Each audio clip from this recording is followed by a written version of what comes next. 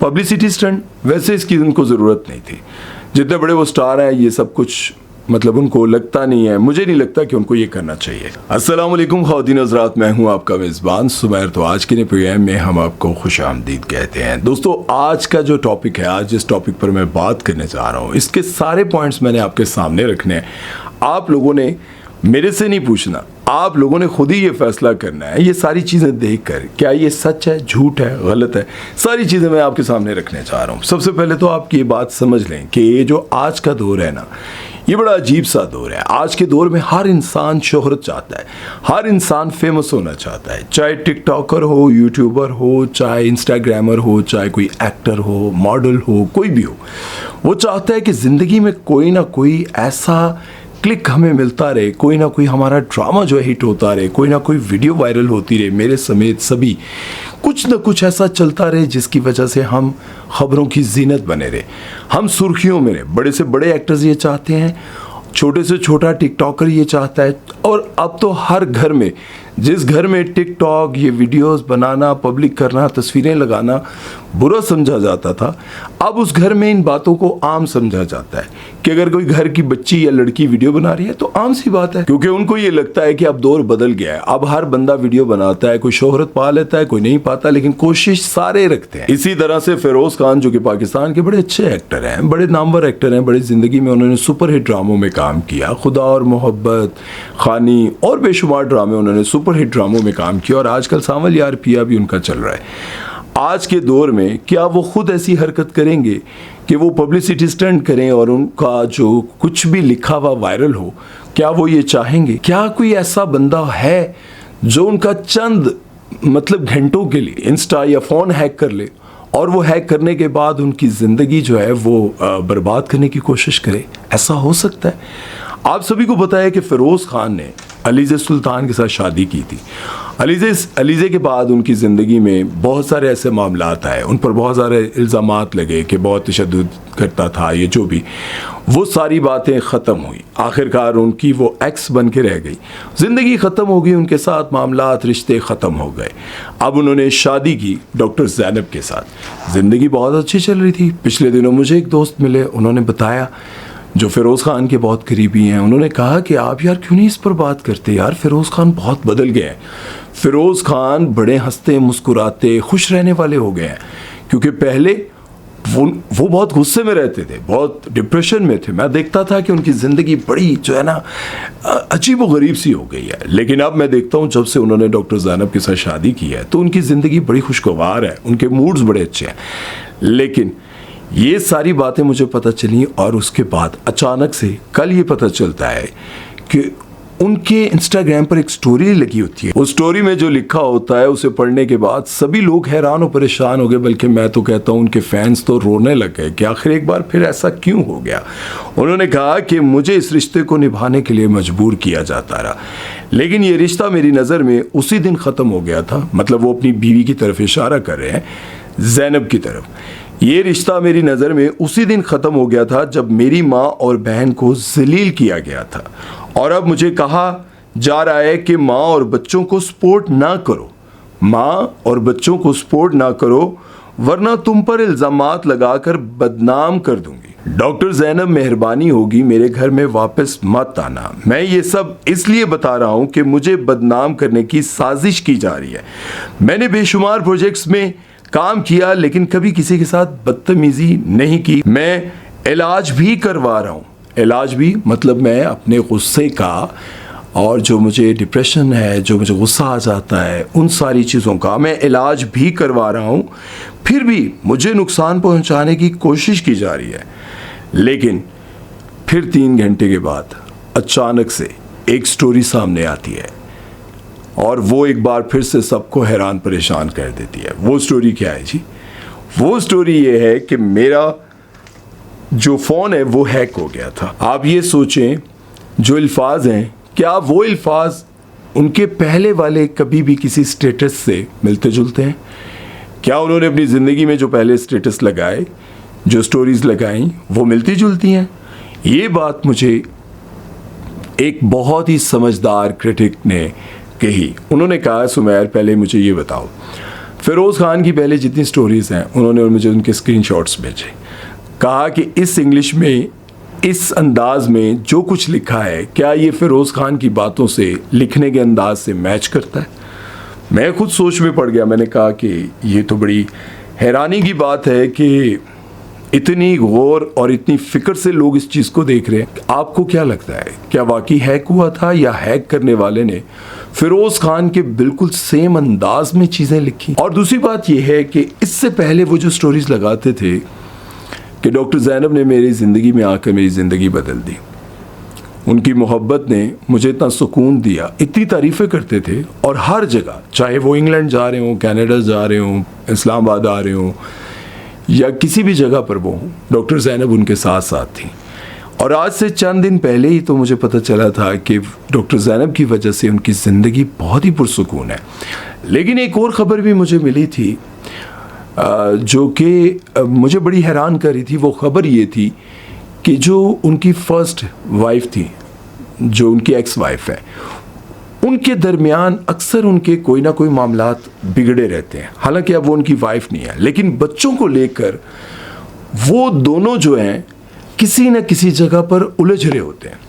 ये खबरें मुझे मिली थी, और ये खबरें जब मुझे मिली थी तो मुझे इसलिए हैरत हो रही थी क्योंकि मुझे लगता था कि अनकरीब ये सोशल मीडिया पर एक बार फिर से कुछ ऐसी खबरें आने वाली हैं। और मुझे ये पता चला था कि ये जो बच्चों की वजह से अपनी पुरानी वाइफ के साथ इनकी लड़ाई या जो झगड़ा रहता है, वो बातें लेकर शायद इनके घर में एक बार फिर से लड़ाई पड़ जाए। और ये भी मुमकिन है कि उन्हीं बच्चों की वजह से और अपनी एक्स वाइफ से जो उनकी डिस्कशन चलती हो, उसी वजह से ये लड़ाई एक बार फिर से सामने आई हो। क्योंकि मुझे जहाँ तक ये खबरें मिलती रहीं वो ये मिलती रहीं कि उनकी अपनी पहली वाइफ से अब तक लड़ाई झगड़े उसी तरह जारी हैं बच्चों को लेकर, और ये चीज़ें इतनी बिगड़ती भी हैं कि घर में शोर मच जाता है। मुझे जहाँ तक ये बातें पता चलती रहीं।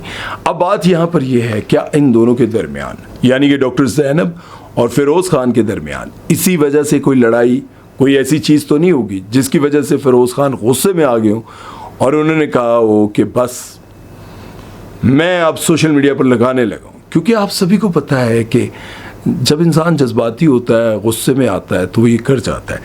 लेकिन ऐसा हुआ भी है या नहीं, क्या वाकई ऐसा? क्योंकि मेरी जब बात हुई एक और एक्ट्रेस से, उनसे मैंने कहा कि मैंने आपको कॉल की थी, बहुत बड़ी एक्ट्रेस है, मेरा ख्याल है महीने डेढ़ में उनका पॉडकास्ट आप सबको देखने को मिलेगा। आप खुद अंदाज़ा लगा लीजिएगा मैं किसके बारे में कह रहा था। मैंने उन्हें कहा कि मैंने आपको मैसेजेस किए थे, आपने रिप्लाई नहीं किया। उन्होंने कहा कब? मैंने कहा काफ़ी दिन हो गया। ओह अच्छा, आपके साथ भी ये हो गया? मैंने कहा क्या हुआ? कहती हैं कि मेरा व्हाट्सएप जो है वो किसी और के हाथ में है, हैक हुआ हुआ है। मैं नया फ़ोन लेती हूँ, नया नंबर, सब कुछ नया करती हूँ, लेकिन मेरा व्हाट्सएप उनके हाथ में होता है। वो व्हाट्सएप मेरा मैसेजेस का रिप्लाई भी कर देते हैं, डिलीट भी कर देते हैं। ये आखिर क्यों है मुझे नहीं समझ आता। वो बड़ी हैरानी से मुझे कह रही थी कि हो आपको भी उन्होंने टारगेट किया। तो मुझे यूँ लगा कि ऐसा वाकई होता है, एक्टर्स के साथ ऐसा होता है।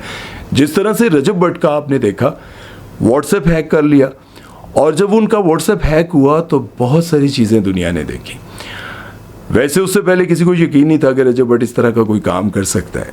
मतलब लड़कियों के साथ उनके ऐसे चक्कर हो सकते हैं। सबको लगता था कि रजब भट्ट को जो है ना सिर्फ शिया होने की वजह से पॉइंट आउट किया जाता है, टारगेट किया जाता है, और शिया होने की वजह से कुछ लोगों को लगता था। लेकिन जब वीडियो सामने आई तो शिया हजरात जितने थे उनको भी गुस्सा आया। उन्होंने भी कहा कि ये क्या हरकतें हैं यार, ये तो नहीं करनी चाहिए थी। हम अगर सपोर्ट करते हैं इसलिए नहीं करते कि भाई तुम इस तरह की गलीज गंदी हरकतें करो।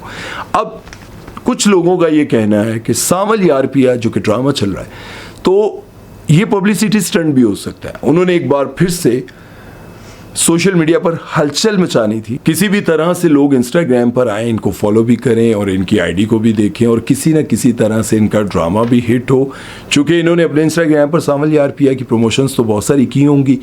और उसके बाद एक और पॉइंट, दानिश तैमूर जो कि इनसे इंस्टाग्राम में बहुत आगे निकल गए हैं, तो किसी ना किसी तरह से उसको भी कम्पीट किया जाए।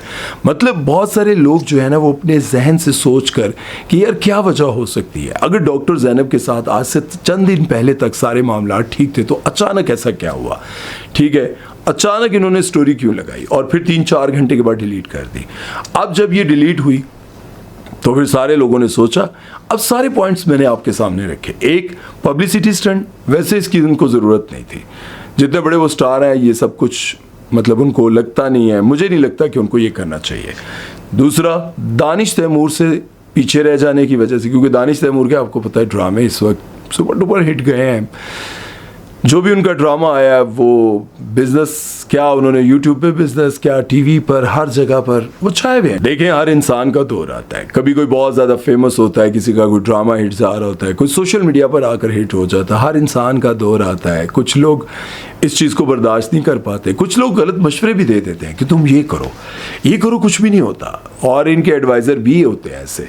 लेकिन मैं ये समझता हूँ कि यार हो सकता है कि ये वाकई हैक हुआ हो, और क्योंकि कोई भी इंसान अपने लिए इतनी मतलब बदनामी और ये सब चीज़ें क्यों करेगा कि यार ये इससे मुझे बहुत ज़्यादा बैकलैश आएगा। और जैसा कि मैं आपको पहले भी कह चुका हूँ कि ये पब्लिसिटी स्टंट भी हो सकता है। जिस तरह से शुएब मलिक और सना जावेद जो है कि इवेंट पर गए हुए थे और साफ ऐसे लग रहा था कि ये पब्लिसिटी स्टंट है, क्योंकि सना जावेद जिस तरह से उनके साथ नाराज़ होकर बैठी हुई थी और शुएब मलिक बड़े मज़े से जो है ना ऑटोग्राफ भी दे रहे थे और हंस खेल रहे थे। सना जावेद जो है वो जिस अंदाज में बैठी हुई थी तो साफ लग रहा था कि ये पब्लिसिटी स्टंट है। और उसकी वजह ये हो सकती है कि वो किसी ब्रांड की प्रमोशन करना चाह रहे हैं, किसी को दिखाना चाह रहे हैं, बताना चाह रहे हैं, कोई वायरल करना चाह रहे हैं। जिस तरह से आज से कुछ अर्सा पहले की बात है, सायरा यूसुफ ने उनकी बल्कि एक वीडियो वायरल हुई थी कि वो चॉकलेट चोरी कर रही हैं।